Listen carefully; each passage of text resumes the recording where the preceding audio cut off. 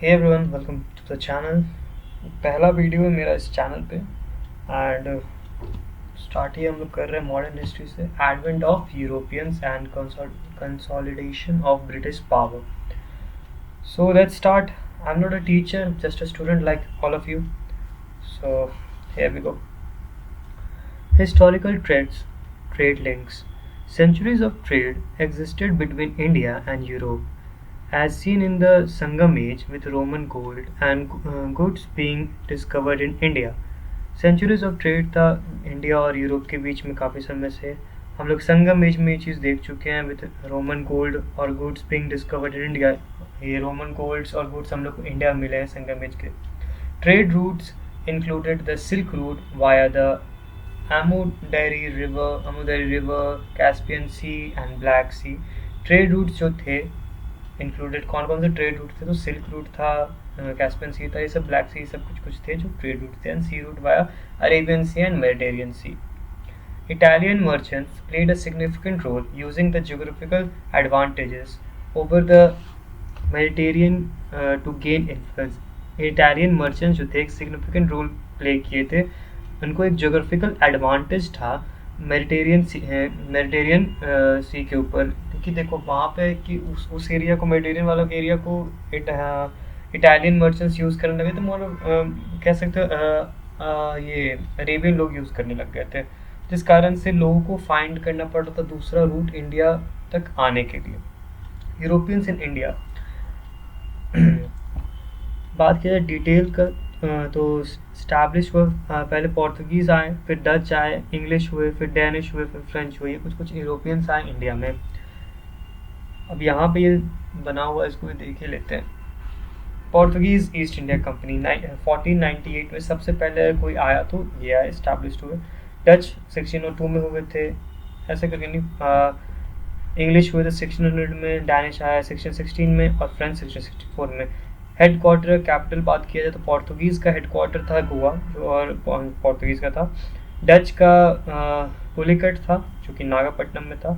English का कैलकटा था, under later Delhi under crown rule, और उसके बाद कैलकटा से दिल्ली बन गया उनका क्राउन रूल के अंडर में।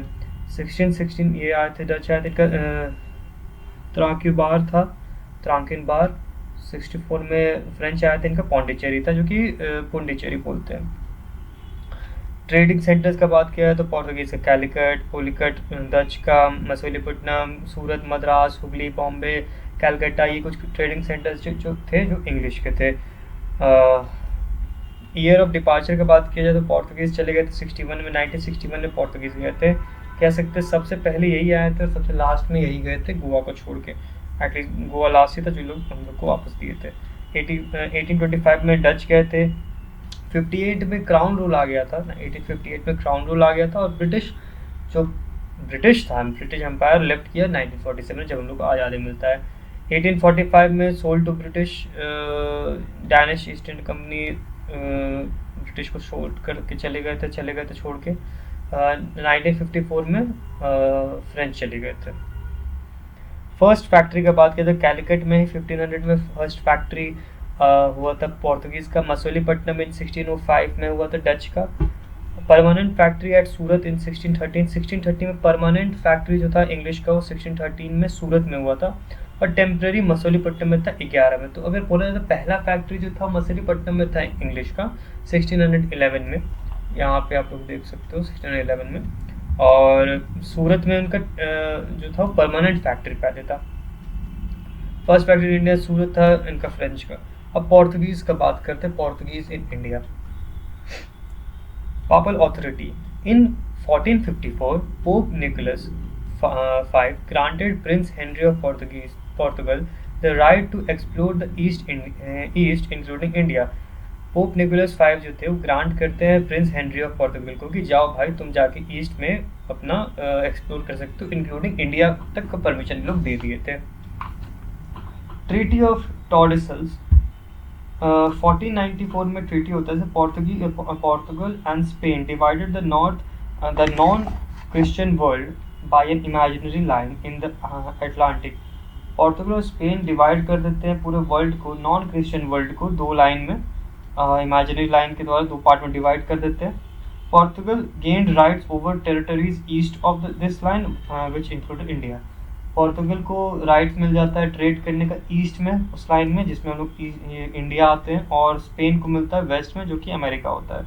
Navigation breakthroughs, navigation breakthroughs का बात की जाए तो Bartholomew Dias surrounded the Cape of Good Hope in 1487। Bartholomeus जो थे वो 1487 में केप टाउन तक आए थे, वहाँ तक आए थे। उनको लगा कि अब वो खोज लिए रास्ता जाने का इंडिया तक, बट उसके बाद भी Vasco da Gama finally reached India in 1498 में आए थे। इतना समय बाद 1498 में जाके फाइनली यूरोपियन इंडिया आए थे, जो वास्को डिगामा थे।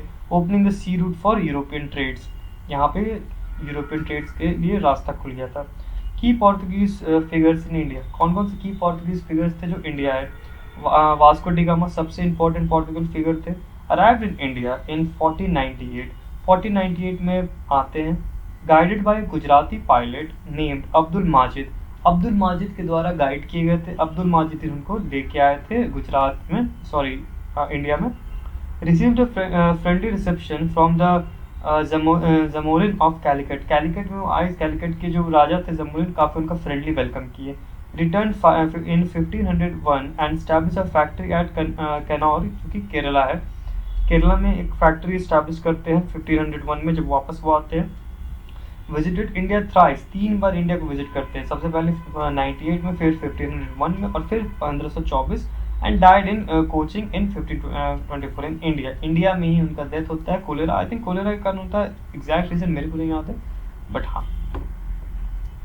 इसके बाद जो दूसरे इम्पोर्टेंट रहे हैं, पेड्रो रहे हैं। Arrived in 1500 and set up a factory in Calicut, 1500 में आए, फैक्ट्री सेटअप करते हैं कैलिकट में। When the factory was attacked, Cabral retaliated, Cabral ही पेड्रो रिटेलिएट करते by seizing Arabian ships, Arab ships को ये लोग सीज कर लेते हैं। Killing many, confiscating cargoes and bombarding Calicut, Calicut में बॉम्बार्ड कर देते हैं पूरी तरीके से, बहुत लोगों को मारते हैं। Later negotiated favourable treaties with Cochin and Cannanore, कुछ फेवरेट ट्रीटीज करते हैं कन्नौर और कोचिंग में। फ्रांसिस्को अल्मीदा आते थे। अल्मीदा appointed governor of India in 1505, इनको अपॉइंट किया जाता है इंडिया गवर्नर 1505 में। Task with consolidating Portuguese power bye disrupting Muslim trade, इनका टास्क इनको दिया गया था कि पोर्तुगीज की पावर को बढ़ाना है, मुस्लिम ट्रेड्स को रोकना है। Seizing strategic location like Adeen और हॉर्मुज एंड मलाका, ये कुछ जगह थे जिसको सीज करने का इनको मतलब स्ट्रेटेजी बोला गया था। Face challenge from the Zamorin and the Mamluk sultan of Egypt, Zamorin और ममलुक मिलके जो सुल्तान थे इजिप्ट के, इस काफ़ी चैलेंजेस फेस करवाते हैं अल्मीदा को। 1507 में his fleet was defeated at Diu where his son died, अब अल्मीदा के बेटे का डेथ होता है 1507 में, जहाँ पे इनके द्यू में बैटल होता है, जहाँ पे हारते हैं, अपने बेटा का भी जान के जाता है। अल्मीदा फिर रिटेलिएट करते हैं 1508 में, एक साल बाद ही रिटेलिएट करते हैं, क्रश करते हैं इजिप्टियन एंड गुजरात के फोर्स को, दोनों फोर्स को क्रश कर देते हैं। Implemented the blue water policy to control the Indian system, sorry Indian ocean, कार्टजा इसको बोलते हैं। ये इम्प्लीमेंट करते हैं ब्लू वाटर पॉलिसी। इसको ब्लू वाटर पॉलिसी क्या है? Blue water policy was the fortification of Indian Ocean, not for security, but the establishment of Portuguese business in Indian Ocean. Blue water policy एक fortification था Indian Ocean का, कोई security के लिए नहीं, लेकिन एक establishment करना था Portuguese business को Indian Ocean में। The Carter system was a licensing system that the Portuguese East India Company used to control trade in the Indian Ocean. ये कुछ कह सकते हैं कि एक लाइसेंस सिस्टम था, कार्गो सिस्टम, जो कि पोर्तुगीज यूज किए थे इंडियन ओशन को कंट्रोल करने के लिए। अल्फांसो दे अल्बुकारो, जो भी इसका नाम है भाई, अल्फांसो हम याद रखते हैं।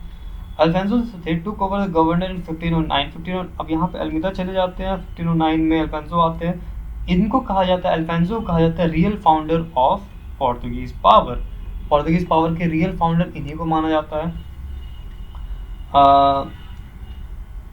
expanded Portuguese based at Ormuz, Malabar and Malacca, securing control over the Indian Ocean. ये Indian Ocean में अपना कंट्रोल establish करते हैं.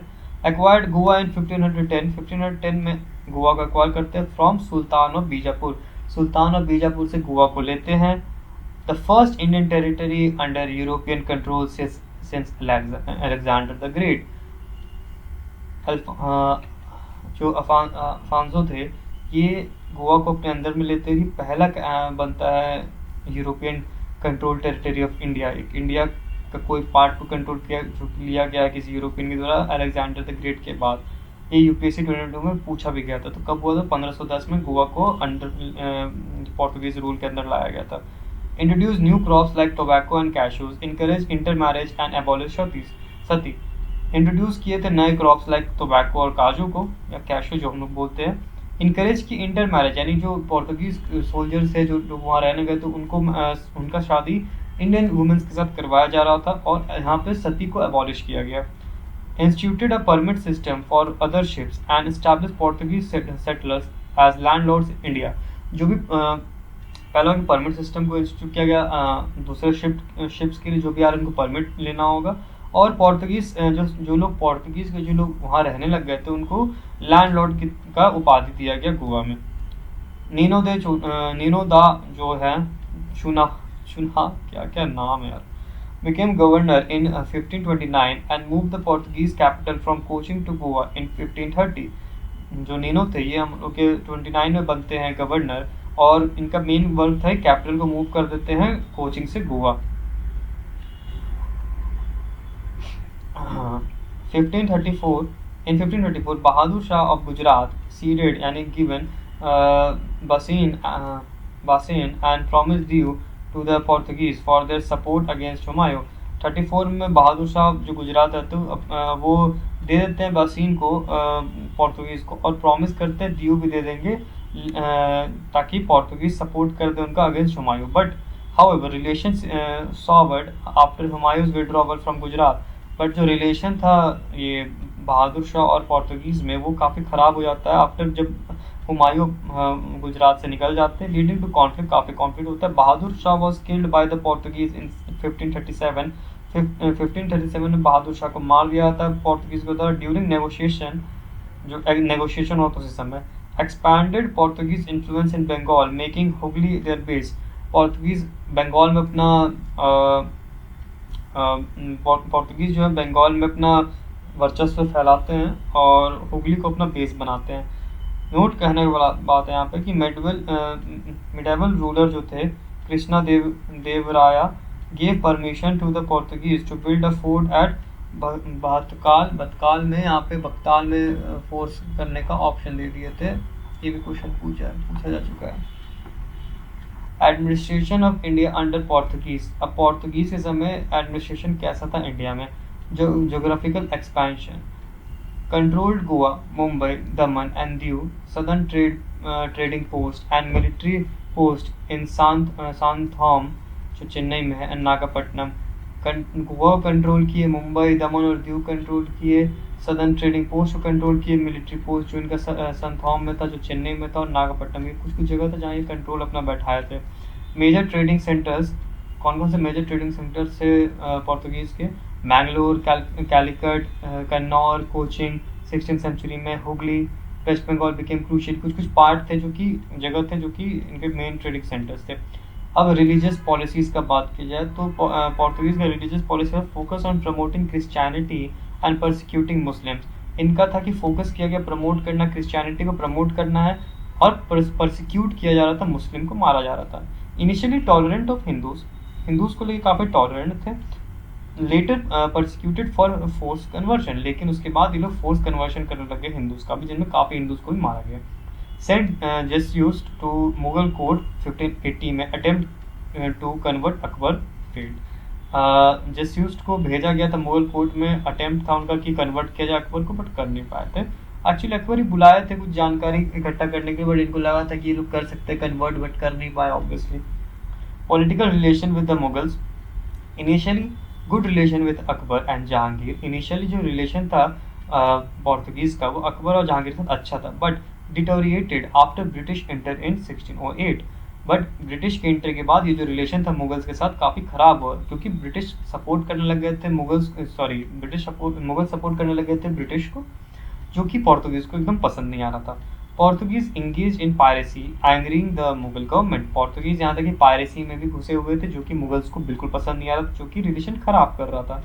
Under Shah Jahan the Portuguese lost Mughal favour खो चुके थे शाहजहां के अंडर, और Hooghly was captured after Mughal siege in 1632। काफ़ी स्लेवरी भी लोग प्रैक्टिस कर रहे थे, जिस कारण से शाहजहां अटैक कर देते हैं हुगली पे और कैप्चर करते हैं हुगली को अपने अंडर में ले लेते हैं पोर्तुगीज से। डच इन इंडिया, और डच को भी लोग कर लेते हैं। Arrival and spread in India, Corollas de Houtman reached Sumatra and Batman in 1596. The Dutch East India Company was established in 1602, established होता 1602 में, with power to trade, acquired and wage war। ये तीन पावर दिया गया था Dutch company को कि आप ट्रेड कर सकते हो, लैंड एक्वायर कर सकते हो, यहाँ तक कि वॉर भी कर सकते हो। फर्स्ट फैक्ट्री इन मसूलीपट्टनम में इनका पहला फैक्ट्री था, जो कि 1605 में आया। मेन बेस इन नागापट्टनम में इनका मेन बेस था after capturing it from Portuguese से डच कैप्चर किए थे नागापट्टनम को और उसको अपना मेन बेस बनाए थे। की फैक्ट्रीज का बात किया तो सूरत और बिमलीपट्टन इनका कुछ मेजर था। एक सेकेंड, डच में यहाँ पर लिया जाए, कुछ मेजर बेसेस थे। मेन ट्रेड बात किया जाए डच का, तो इंडिगो, टेक्सटाइल, सिल्क, ये कुछ ओपियम, ब्लैक पेपर, सॉल्ट पेटर, ये कुछ मेजर ट्रेड्स थे जो कि डच के द्वारा किया जा रहा था। क्या किया जा रहा था? इंडिगो था, टेक्सटाइल्स था, सिल्क था, सॉल्ट पेटर था, ओपियम था और ब्लैक पेपर। अब डिक्लाइन कैसे हुआ डच का? द अम्बोनियन मैसेकर, एक अम्बोनियन मैसेकर होता 1623 में। Intensified Anglo Dutch rivalry in which 10 English merchants were beheaded on Ambonia, Indonesia में 10 इंग्लिश मर्चेंट को behead कर दिया गया था, यानी मार दिया गया था, by order of the Dutch governor of the island। जो गवर्नर थे उस आइलैंड के, इंडोनेशिया आइलैंड के, उनके ऑर्डर के बाद 1667 compromise, British exited Indonesia, Dutch shifted focus there. British Indonesia छोड़ देते हैं, डच अपना फोकस वहाँ करते हैं। Defeated by the British in the Battle of Hooghly 1759, also known as the Battle of Chinsura or the Battle of Bidera, was a military engagement that took place in November 25, 1759 during the Seven-Year War, marking their decline in India। अब यहाँ पे defeated British defeat करते हैं इनको battle of Hooghly में, जिसका बहुत सारे नाम तो बताया गया। 25 नवंबर को हुआ था। 7 ईयर वॉर का पार्ट था ये भी, जो कि यहाँ पे डिक्लाइन कर दिया था डच को फाइनली इंडिया में। एडिशनल फैक्ट्स का बात किया जाए तो Columbian exchange, it refers to the extensive transfer of plants, animals and culture, population, technology, diseases and ideas between the American, West African and Old World during the 15th century and 16th century following Columbus 1492 voyage। Columbian exchange था, इसको कहा जाता है extensive transfer. इसमें होता है plants का, animals का, कल्चर का, पॉपुलेशन का, टेक्नोलॉजी का, डिजीज का भी और आइडियाज का। बिटवीन किसके बीच में? तो between America, West Africa and the Old World during 15 और 16th सेंचुरी में। इम्पैक्ट ऑफ यूरोपियन एक्सप्लोरेशन, अब इम्पैक्ट क्या हुआ था यूरोपियन एक्सप्लोरेशन का? Introduction of invasive species and communicable disease to the American, क्योंकि अमेरिकन काफ़ी अलग थे इन लोग से और ये लोग बाहर से आए थे, तो काफ़ी सारे डिजीज़ का उनके पास क्या बोलते हैं, एंटीबॉडीज़ नहीं था अमेरिका के पास। बहुत सारे डिजीज़ उनके पास स्प्रेड हुए जो कि वो लोग कभी देखे भी नहीं थे, तो ऑब्वियसली बहुत डेथ हुआ उन सब चीज़ में उन लोग का। की एक्सचेंजेस का बात किया तो Old World to the New World, Old World और न्यू वर्ल्ड। ये ओल्ड वर्ल्ड क्या है, न्यू वर्ल्ड क्या है?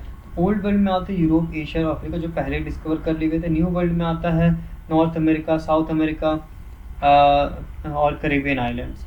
क्रॉप्स का बात किया जाए तो coffee, wheat, barley, rice, sugar, cotton, sugar, wheat, ये ओल्ड वर्ल्ड से न्यू वर्ल्ड को दिया गया था। और न्यू वर्ल्ड से ओल्ड वर्ल्ड में आता था क्रॉप्स जैसे avocado, cashews, cocoa beans, potato, maize, rubber, tobacco. The Danes in India, Danish East India company establish 1616 में हुए थे। फर्स्ट फैक्ट्री का तरकबार में था 1620 में near Tanjore. Serampore near Calcutta became their most significant settlement, focused on missionary activities rather than commercial और political ambition। Danish लोग ज़्यादातर फोकस कर रहे थे मिशनरी एक्टिविटीज़ में ही। इनका स्टैब्लिश किया 1616 में फर्स्ट फैक्ट्री इनका नियर तंजौर था। श्री रामपुर जो कलकत्ता में है इनका मोस्ट सिग्निफिकेंट सेटलमेंट बना। अब यहाँ तक हम लोग कर लिए। अब इंग्लिश इन इंडिया, ये जो एक पार्ट है, और जो फ्रेंच है, यहाँ से इंग्लिश, फ्रेंच और कर्नाटिक बोर हम लोग अगले क्लास में कर लेंगे। इंग्लिश, फ्रेंच और कर्नाटिक बोर अगले क्लास में हो जाएगा। तो आज के लिए इतना ही। Thank you so much.